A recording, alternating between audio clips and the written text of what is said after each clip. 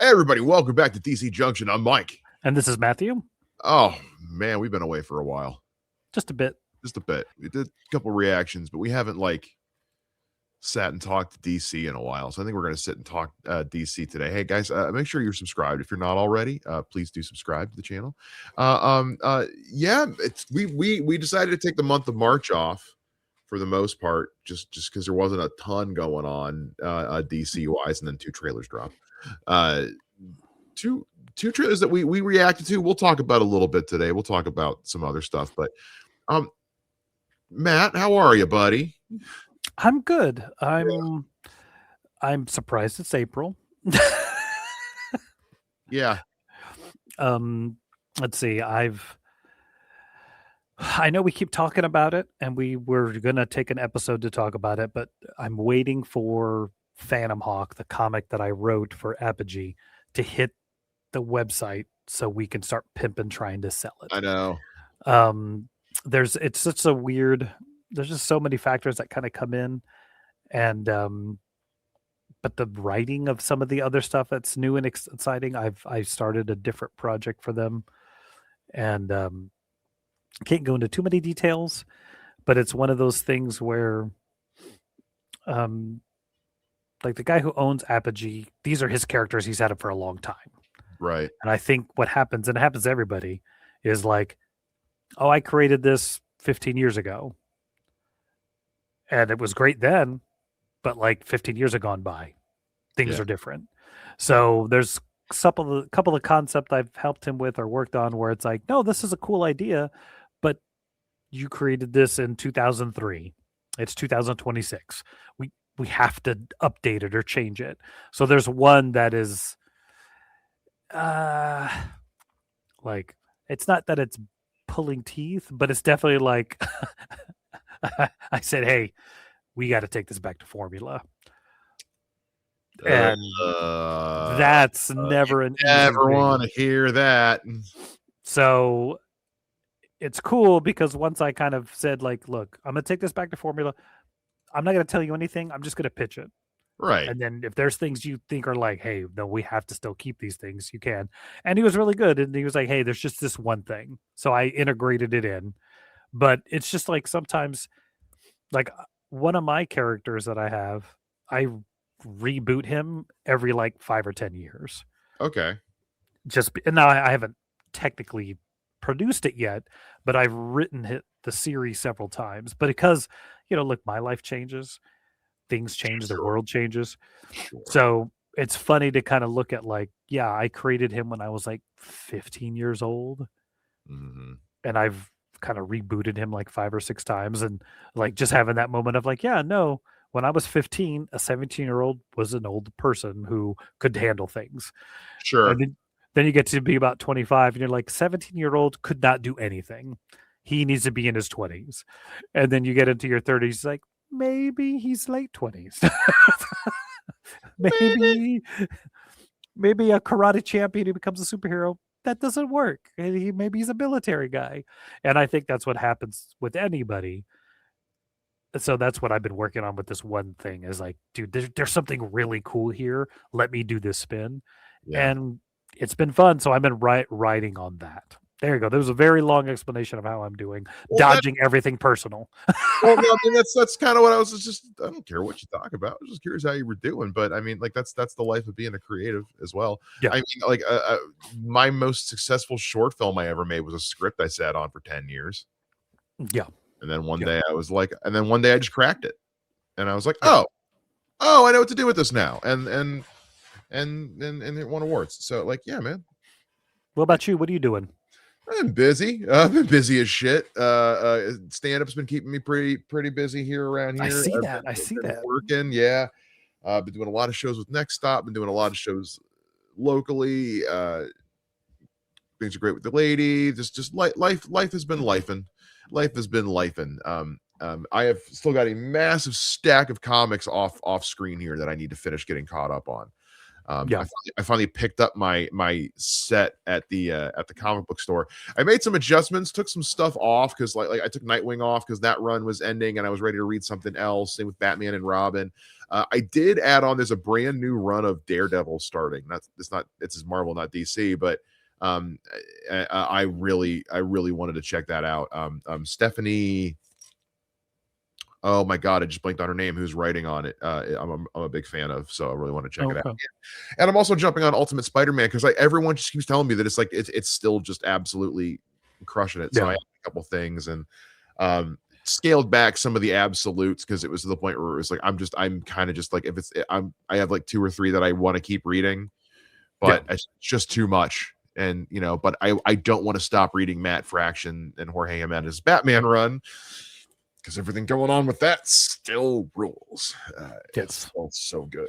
So, yeah, man, it's been a I don't want to say a weird month for DC, but it's been a little bit of this.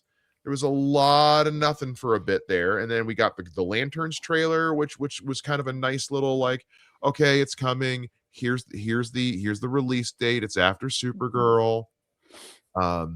And then we got a Supergirl trailer just the other day, and so now DC's back into the, yep, okay, now we're into the stuff's coming out. Let's start promoting it time. Still nothing on Clayface though. Still nothing on Clayface. Probably won't for a bit. I'm guessing they'll push that after Supergirl. Probably because that's the next movie. That's the difference. Is Lanterns is a TV show. Supergirl is a movie, so they're probably only going to want to promote one movie at a time right now. Supergirl's in May, correct? Supergirl is in June. Is it in June? Okay. Well, I'm just saying. Vamp while I look it up. Yeah. Well, I was just say what you're probably having now is that you'll do Clayface during Comic-Con. Yeah, because it's coming out in October. Supergirl is June 26th. Okay, so Supergirl comes before Comic-Con. So I'm thinking like you push Clayface through Comic-Con so that people are hyped up for it because Supergirl doesn't need that. I mean, she was in the Superman movie last year, and Millie Alcock has the kind of Game of Thrones fandom behind her as well. And then Lanterns is in August. Okay, I wanted to make sure I had that right. All right, you want to run down Supergirl? You want to run down Lanterns? Let's run down Lanterns first. Well, let's run down Supergirl first, only because that's the most recent one that we've watched. It's freshest in our heads. So yes, we got the newest Supergirl trailer, which was definitely the story, the this is why you should give a damn about this movie trailer. And for all intents and purposes, you can't see it super well, but it's that book, which we kind of knew already. The working title was Woman of Tomorrow up until about a year ago. So I mean, and we left a lot of it on the table when we watched the trailer, but again, just it looks like they're just taking, okay, good bones of a story, condense it down to a movie. Yes, trim it down, because I think, and I've said it before, like Tom King, sometimes the stuff I really enjoy, and sometimes I just feel like dude, this could have been a great 6-issue series. You made it 12 or 24. It's like that Black Canary Best of the Best. That should have been a great one shot. Or a great 2-issue thing. And it was like 4 or 6. And I was like, it was just dragged out so much. That I really did. Yeah. But same with the Supergirl Woman of Tomorrow. Like I feel like I'm excited for the movie because what was cool in that, like, yeah, this will make a good movie. I don't think it was a 12-issue series. Mm-hmm. I it's one of those, I wonder what the assignment was. You know what I mean? Like genuinely, it's like, was he asked to write something like this? And it's like, and I understand that we're kind of in the minority on this. I mean, I know this book won the Eisner Award. Like I know that people so I know we're a little in the minority on how we feel about this, but I would be curious to find out from Tom himself if because we've heard from Scott Beatty and other people that something started out as like an 8 or 10 issue run, and then before you know it, they were like, hey, add a few more in, and then you've got to fill, or that takes them away sometimes. So I would be curious. Well, you got to think about like, I mean, I'm trying to think about timeline wise. I think when this book came out, like Tom King is hot, so you're going to let him do whatever he wants to do. That's true. Yeah. So if he says, "Hey, I have this 12 issue story arc for Supergirl. Here's my concept, or here's the breakdown of it." Because look, from my experience and my understanding, when you pitch Supergirl, Woman of Tomorrow, you have not written all 12 issues. You say, No, "This is what I want to do. Here's my idea," and you go. So, and I'm look trying to see again, like you're saying, what he was working on at the time, but it's his bibliography is sorted alphabetically, which is not helpful.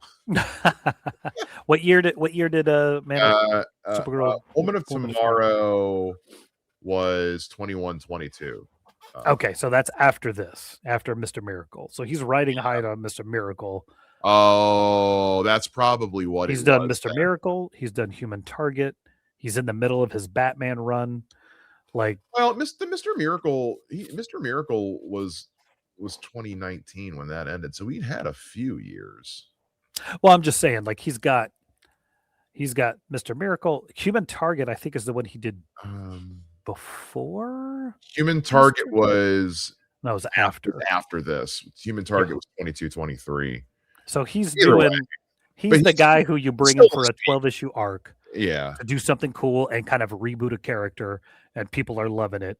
That's so it's the perfect time for him to do Supergirl, bring her in. And again, it's not like it didn't do well. Like our criticism, we are very much in the minority with it's not even that we don't like it. We just don't like it as much as everybody else. But that being said, I've said time and time again, the absolute bones of an incredible story are here. It just the book itself reads like a fantasy novel more than a comic book. And that is hit or miss in some parts. But as far as how this looks like it's translating to the movie, it looks like from what we can just see, it's like, yeah, we've taken the important pieces of what we need, the parts of this story that really carry it through are the parts that deal with, what Kara is going through and the seeing herself in, what is the girl's name? Oh my God. Ruthie, I think is her name. Yeah. Ruthie, like the parallels she sees in herself, like the lessons that can be learned. And then because this is, a lived in DC universe that we're existing in, you have the freedom to plop a Lobo in there, adjust thing, a voicemail from Superman saying like, "Hey, miss you, cuz." Like you have those options and those that leeway with that to, I don't want to say fill in the gaps of the story, but maybe just find a way, like with the Lord of the Rings movies, to make them a bit more palatable for a wider audience. The books are great. The books are a lot.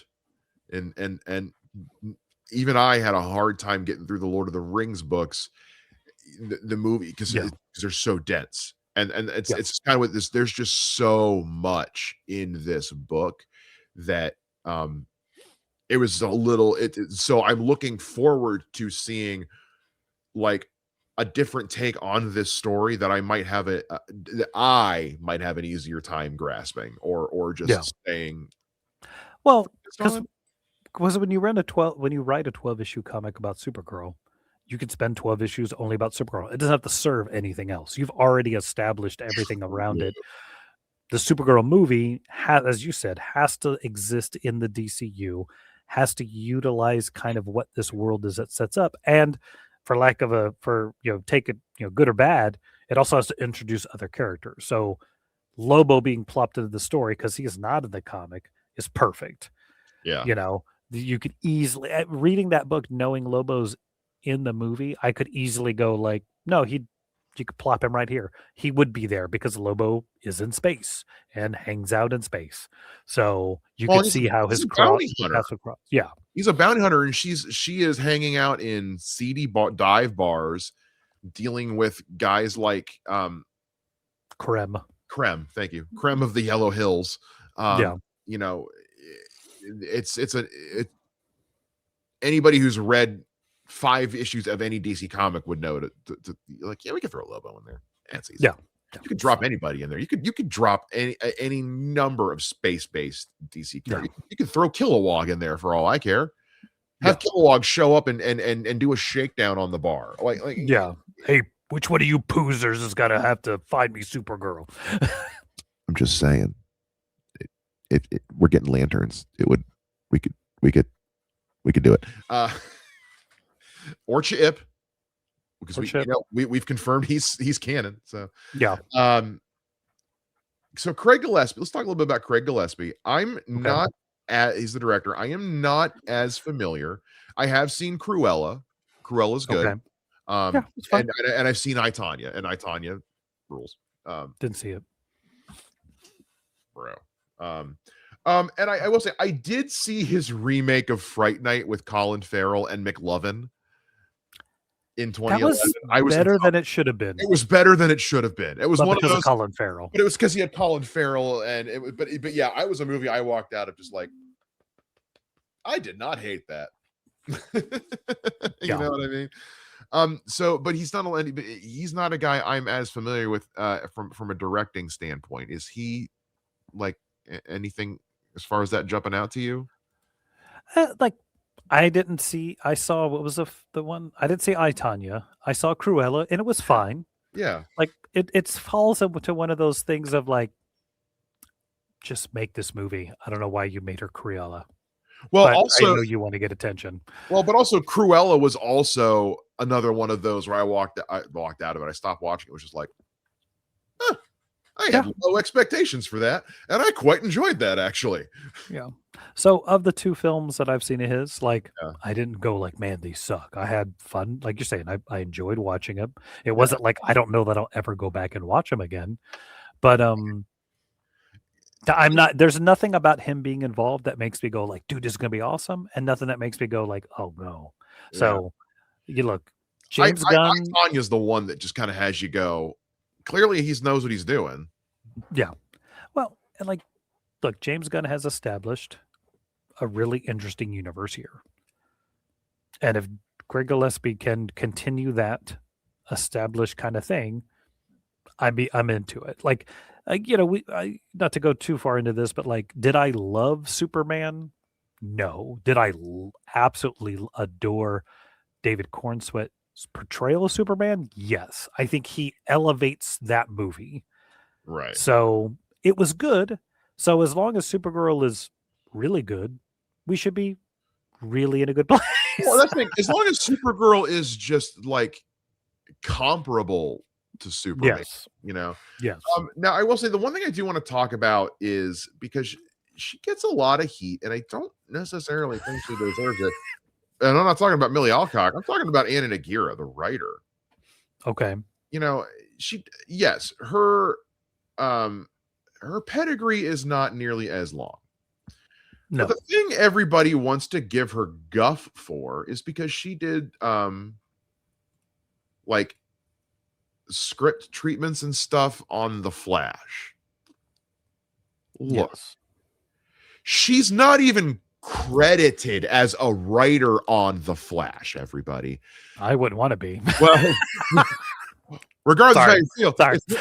It's just more of a like, stop. It's like, oh, great, we got the writer from The Flash. No, you don't have the writer from The Flash.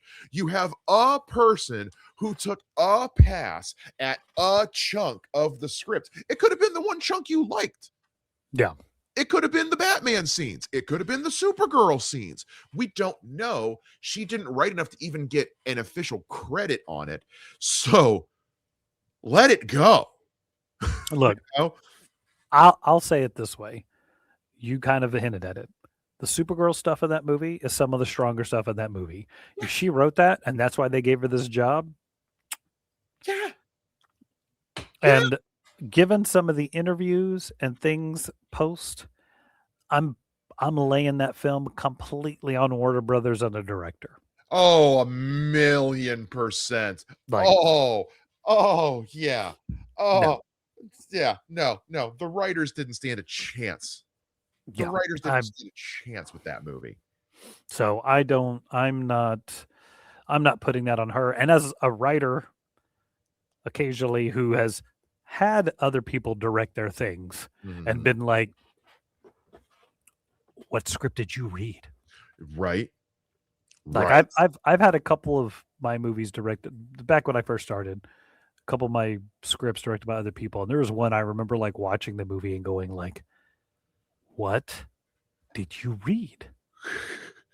What's like what did you think this was, and why did you do what you did?" What did what is wrong with you? And but it was funny because like he made the script, Right. but it was just like you casted this poorly, and casting it poorly and not understanding what the script was altered the movie altogether. And I'll tell you more about it after the fact because it's a funny story.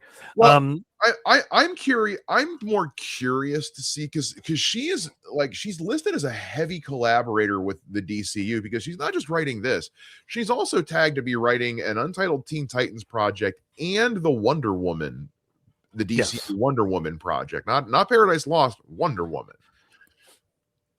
Now, Anna Nagira has garnered. She's a very experienced actress in herself, so it's not so she knows the business and she's acted in a lot of different. So that's great.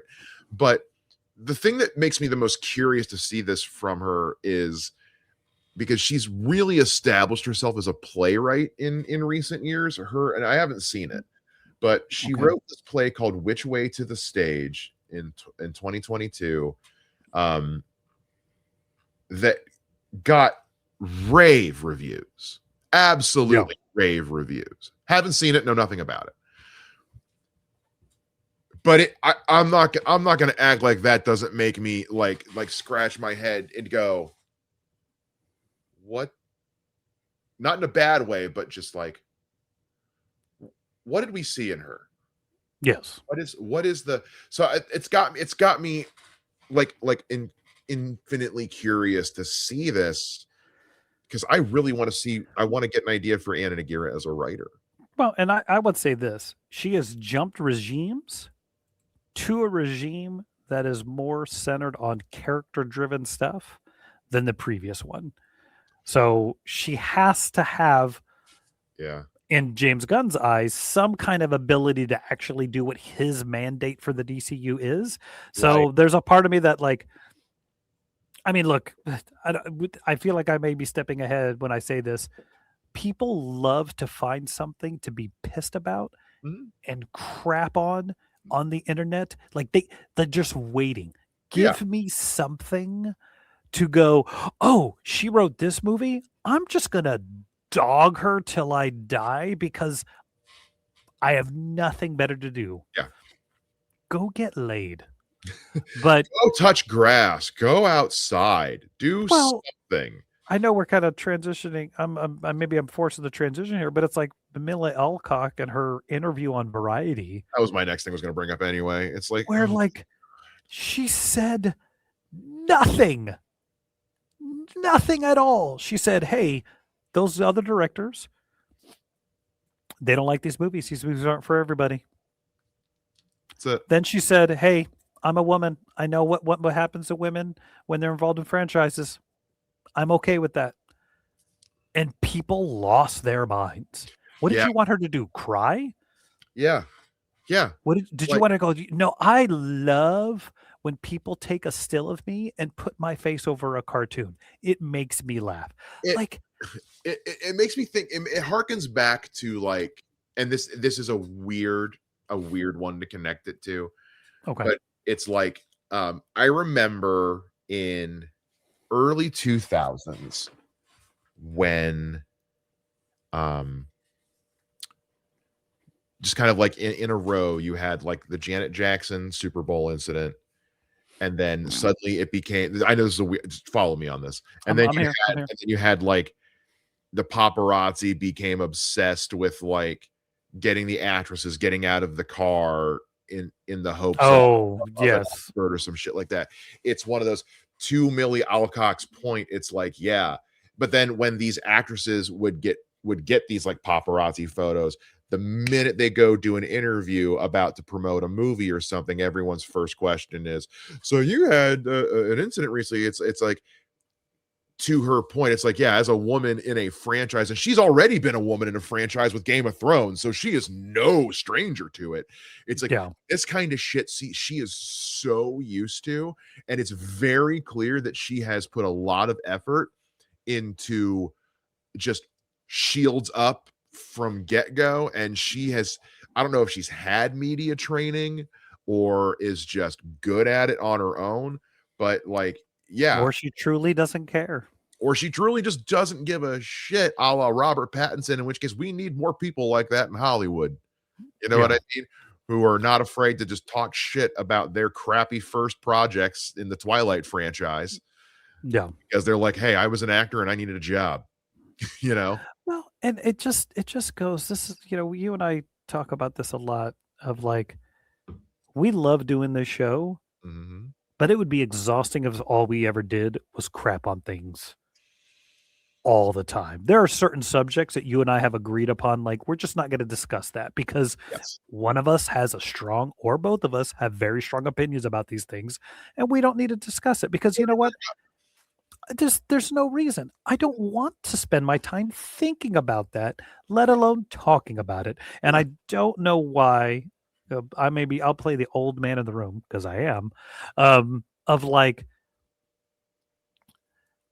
what what are you missing Yeah. in life that you have to look at what she said and go after her for it? She said nothing. She Yeah. didn't bad talk anybody. She didn't crap on anybody. She accepted what she is and what happens when you're involved in it. And it's just like, you guys are grasping at straws over nothing, Yeah. nothing at all. And that's where, for me, it's like, look, do I have some strong opinions about other filmmakers and other film projects? I do. And I will occasionally be like, I'm not even going to bother watching that movie. And sometimes, shh, I'll go try it. And then when I watch it and get 5 or 10 minutes in and go, no, this is dumb, I turn it off and then I go, hey, that movie was dumb, at least the 10 minutes I watched of it, because it wasn't for me. I tried so hard to get him to watch the first Joker movie. So hard. That's not even what I was talking about. But No, yes, but that too. it's but like, but I think this is where, going off on a tangent, I was out with my nephew the other day and he was like, oh, this stuff's a ripoff, blah, blah, blah, blah. And I was like, why do you think it's a ripoff? He's like, well, because it's this. And I'm like, have you tried it? He's like, no. And I'm like, then you cannot say this is this thing if you haven't experienced it. You yeah. can say, I think what it was is he was mixing up knockoff with ripoff, Oh, could be.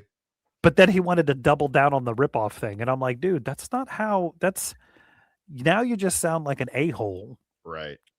And I think that's where I don't know how becoming an a-hole became a thing, because it's like you do this, somebody makes a video knocking her, and then it's like everybody descends upon it and Yeah. either backs this person up. I just don't. My I favorite gotta was, stop. I know. My favorite, and then we'll move on to lanterns here. My favorite was she came out at like Comic-Con or something and was wearing just something, just like a fashion forward like suit outfit thing or whatever. And some guy was like, why does our Supergirl look like a fucking man? And this guy on TikTok like tracked the dude who made the comment down. I was like, I don't know, Dave, why did you go to jail for beating your wife? It's like, hey guys, maybe shut the hell up. You know what I mean? It's Yeah. like, you got anyway. But also, But you know what that reminds me? I'm sorry. There was Oh, like something on Twitter where like somebody was, "Hey, I'm new to Twitter," blah blah blah, and somebody came and just trashed him for no reason. So he put oh up his IP address, yeah. and then like the next day he's like, "I'm sorry, please take this down." Yeah. Well, because also because I think it was a different interview. Maybe somebody had asked Millie Alcock if she had talked to Sasha Kaye or any of the other previous Supergirl actresses, Melissa Benoist, and she was like, Yeah. "No," she's like, I don't know them, and it's a Yeah. different thing. I mean, yeah, there might have been like some conversation to be had, but like, Sasha Kaye played her for part of one movie. Melissa Benoist played her on TV for a long time, and I dare say quite well, even though the show itself was hit or miss. But you know, And they're completely different characters. they're completely different characters.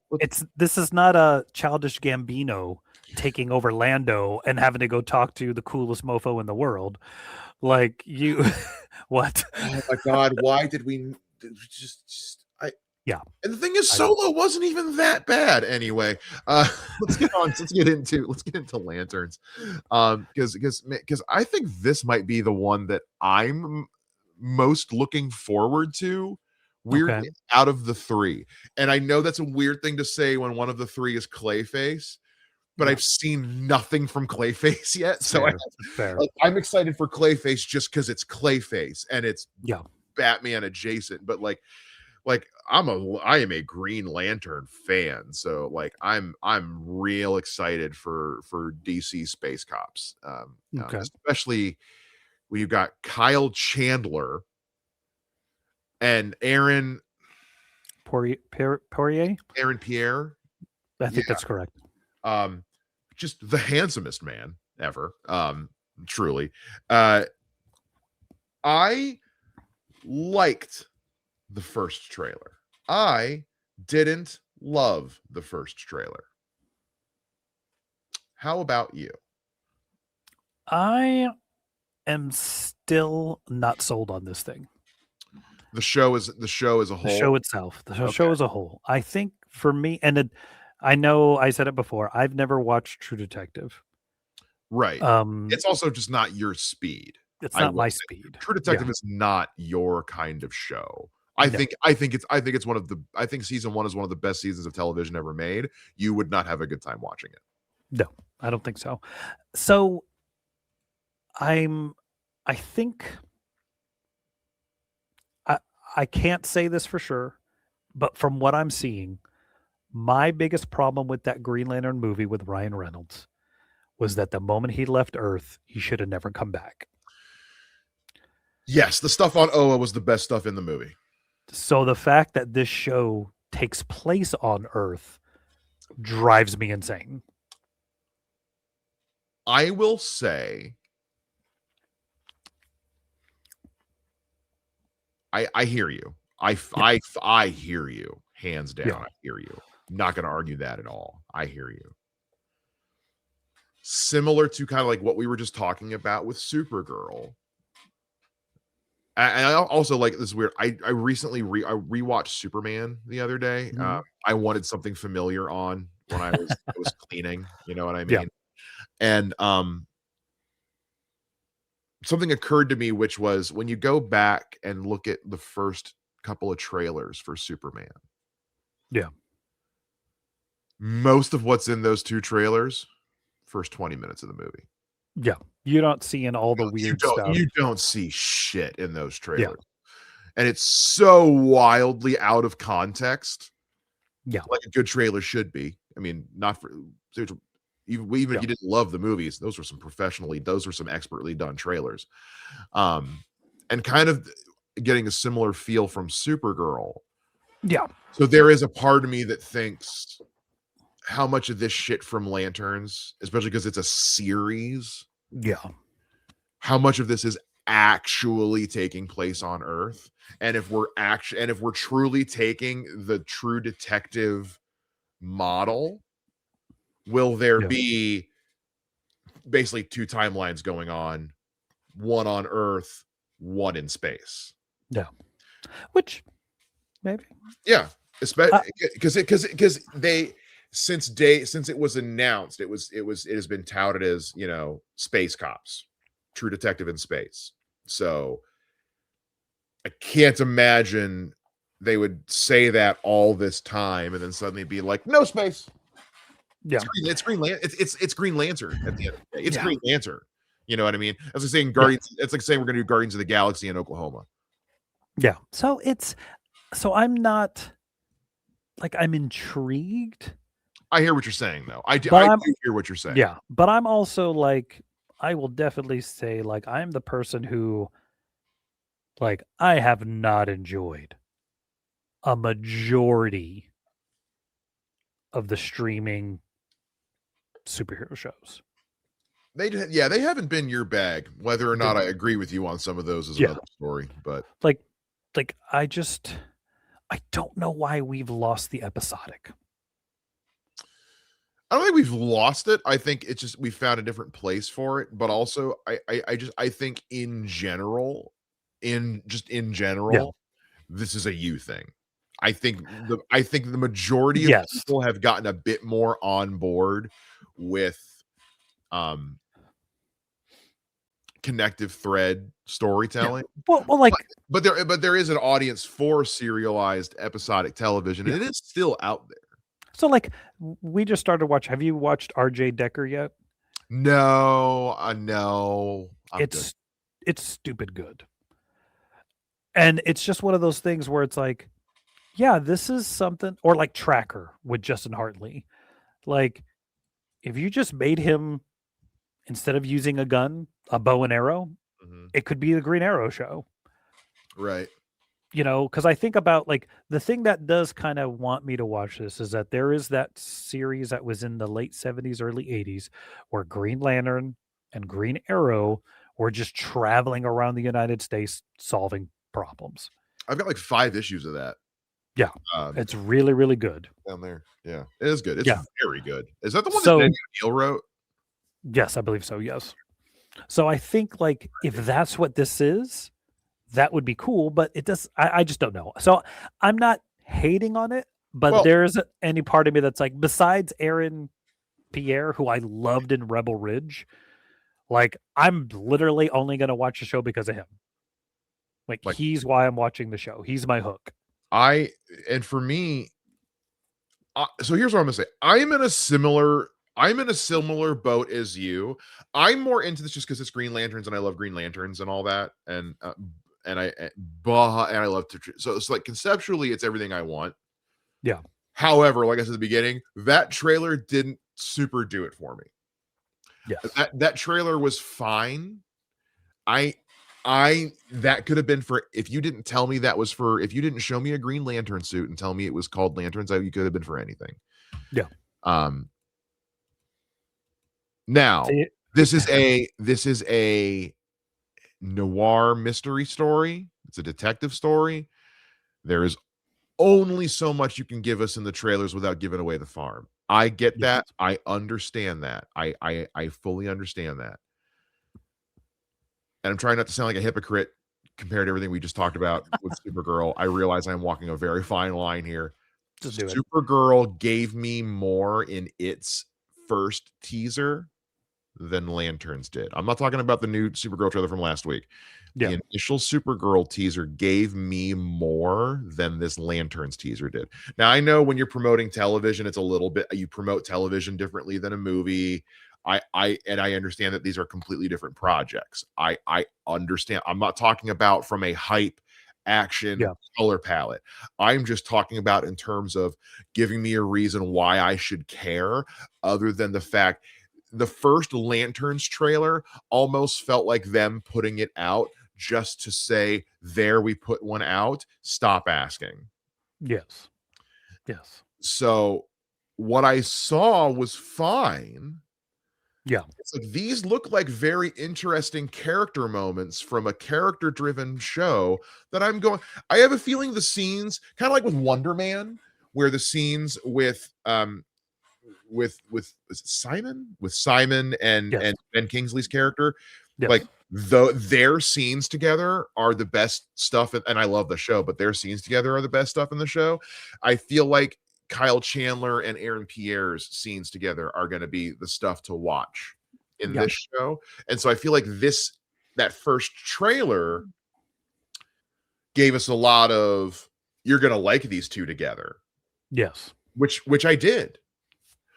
But what are they doing? And I know we're going to get another trailer here at some point, but but at this point it's April and this is coming out in August, and you're not giving me much. Yeah, I think this is where I'm at. This is a horrible comparison, but I'm going to say it. Watching this, I'm really hoping I get Hawkeye, but I have a feeling I'm getting Secret Invasion. Oh, I was about to say Hawkeye. What are you? I was like, where are you going with it? I get what you're saying. Yeah, no, yeah. It's like, please don't secret invasion me. Yeah. Please don't secret invade, because to quote somebody else I saw online the other day, hey Marvel, I will actually never forgive you for what you did to Maria Hill. Exactly. I will Exactly. never forgive you for what you did to Colby Smulders in the MCU. Yeah. You did her so dirty, and you should That, yeah. feel bad. That is the number 4 worst thing you've done in the last Ooh. several years in the MCU. I went to bat hard for Secret Invasion, and that finale was atrocious. That It wasn't finale, just the finale. the show was fine. The show itself was, I thought the show was setting up for something really, but then also, but never mind. No. It's All it reminds me of is, do you ever watch Mystery Science Theater of 3000? course. There's this one where they're doing a movie that's about like space planes or something, Uh-huh. and they're like a good 70, 80 minutes into the movie. And I think Crow's like, all right, we're at the point in this movie where something's gotta happen. Right. And I Yeah. kept feeling that way with Secret Invasion, like I was something too. has to happen. at this Everything that was point. happening in Secret Invasion was like, this is all fascinating setup. The payoff better be huge. Yeah. You ever gone bowling and never thrown the ball? That's Secret Invasion. I've never seen a sky beam forced so heavily into a show. Anyway, From the 2 guys who don't like to crap on Fink, I their know, review of I did Secret a move today. Invasion. Denny O'Neil did write a lot of Green Lantern, Green Arrow. Yes, this is good. But the reason I'm saying this is just because as a Green Lantern fan, I don't have it on display right now, but I have one of those boxes with like all the Spectrum rings on it. Yes, yes. Like as a Green Lantern fan, I'm starting to feel a little owed. You know what I mean? Yeah. Kind of like how Batman fans felt when Batman Begins and The Dark Knight came out. It's like, thank you, God. Or like Superman when James Gunn's, it's like, okay, thank you. Or when Daredevil, the first season of Daredevil came out, when John Bernthal first showed up as we've comic book fans have had these things where it's like, guys, we are owed. Like it's time. You're due. And Green Lanterns is one of those things where it's like, stop edging us. Stop edging us with it. Well, and it's also for me personally, sometimes what happens is like you have Jeff Johns' run of Green Lantern from New 52. Why is this the show you gave us? Like, because New 52 was hit or miss, but Jeff Johns' Green Lantern run is incredible. His Green Lantern and his Aquaman. Just copy and paste the scripts, put them into Final Draft or Screenwriter Magic, whatever you're doing. I'll be honest. I think I know why they're not, and it's because Jeff Johns himself was such a huge figurehead for the old regime at DC. You got to remember, Jeff Johns was like, he was signing off on. They were trying to, they were trying to make him their Kevin Feige, for a while, and I think. Yeah. And I also think just because DC itself has tried to separate itself from New 52 so much, a lot of Snyderverse pulled from New 52. A lot of Snyderverse pulled from New 52. So I feel like, because you're right. I mean, that is an incredible run. And who's to say we won't see elements of it in the show? Again, we've seen one mid teaser, but I feel like maybe there's just a wanting to put some space between the I don't know. I could be we'll see. Overreaching. We'll find out in August. Yeah. And then we're still waiting on, like I said, we're still waiting on stuff for Clayface. We've got nothing from Clayface yet. But again, we probably won't until at least after Supergirl has had its theatrical run. Yeah. Maybe not until after Lanterns is done. Because again, it's not coming out till October. Yeah. So I think we can wait on that. It'll be fine. We'll be fine. And then only other thing is, we're not going to spend a ton of time on comics, but just because I'm not super caught up yet, but just, I mean, Matt Fraction's run on Batman right now. Are you caught up? I am not, but what I've read, it's been spectacular. Are you caught up on everything with Joker? I'm The not Joker caught up stuff? on No, I mean anything. no Joker within the Batman, like the stuff with Joker in that Batman run. Are you up to No. that point? Okay, because but you know that like they've like here's what's going on with Joker right now. You know that part's going on, right? Yes, kind of. Yeah, you know you don't know what, but you know that like they've He's re been in both books. He's been in yeah Absolute and he's been in Matt yeah Fraction. yeah. What's going on with Joker and Matt Fraction is it's so twisted, but Yeah. it's because it's just one of those like it's one of those things you kind of feel like it's been joked about over the years, and you kind of were wondering why it never happened sooner, and now you're like, oh yeah, this would happen eventually. Yeah. No, I had a moment where I was reading a comic. Well, I think it was like the Matt Fraction Batman, Mhm. and I'm reading it and I'm going, why do I feel lost? And I realize I have skipped an issue. I did the same thing. I missed an issue, So and I need to go yeah, clear out my box again, reorganize my books, and I think reread some of the stuff because I know I'm behind and got yeah. things all over the place. So Me too. I know we don't cover comics a ton on this show because y'all don't watch when we do.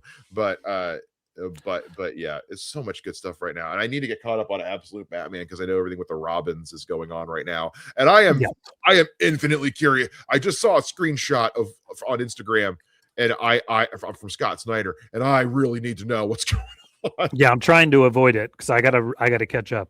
Ooh. So, other than that, oh, and then also we're just still counting down until the new Batman Lego Batman game drops in May.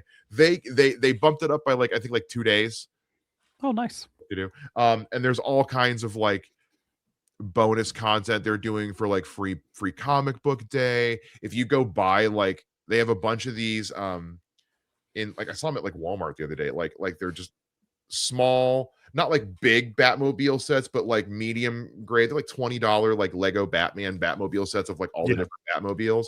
And then if you buy them, you get like a QR code to get like a golden version of that Batmobile in the Lego Batman game. And I almost bought them all. I didn't. I resisted. I resisted because I don't need another thing right now. This is just what I have on display. Look, what we need to do, we'll team up, and I'll send you the codes, and you use them. Jesus Christ. Yeah, and then you're just gonna send me the damn Lego sets too. That's the thing. I mean, it's possible. Don't do that. I'm moving in with my girlfriend soon, and I don't need more shit to pack up. You know what I mean? I've got. I'll wait for you to get there. This Let me way you get don't have to moved move. in, and then we can overload all her shelves. It'll be fine. Yeah, I think I that's think that's that's kind of pretty like much the it. big stuff. Yeah, we're just every day James Gunn's tweeting something new and making us feel excited and all that, and not to sound too much like we're part of a James Gunn cult, but in James Gunn we trust. So Yeah. if Yeah, you let me guys, put this out there. Let me put this out yeah, there. We talked about this on the phone, and I'm oh going yeah, to see if we can get some audience voting polls or whatever. We missed the Batman versus Superman anniversary. we did. We have, I don't want to say vastly different opinions on We that have movie, vastly different opinions about that movie. but we We are have, on opposite sides. We've talked about it in the past, never on video. Do you guys want us to revisit it because we're kind of late to the game? Do you I just care? lost control of my water right there on camera. Did you see I that? Oh spiffed. my I god. spiffed. I overestimated how much water was at the bottom of Yeah. that cup, and I tried to do it in one, and there was way more in there. Do Holy you want crap.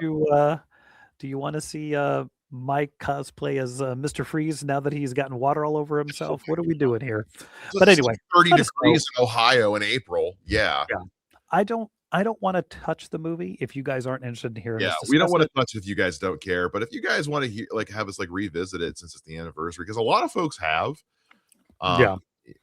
And yeah, that's a movie that I can talk about till I'm blue in the face because Yeah. I just Yeah. And then the I other like thing it, I would that say, doesn't. yeah, the other thing I would like to say is I was rewatching our Batman Animal Instincts reaction the other day and We- laughing. we Do you gotta- guys want us to do the other ones? I'm, Let us know. I'm looking at the DVD that Matt sent me with the other two right over here. That's like, God, They were- that had no, again, talk about things that had no business being as good as they were. You know what I mean? All right. Well, let us know what you guys think down below in the comments. Make sure you hit the subscribe button on your way down there. We always love hearing from you guys. And yeah, it's efficient. Subscribe, then comment. It's on the way. Yeah. Follow us on social medias at DC Junction. You'll find me on social media at Mr. Mike Shea. Find me across all social media at the Hustle Man. That is going to do it for this episode of DC Junction. We'll see you guys again next time. There's something DC to talk about. Bye bye.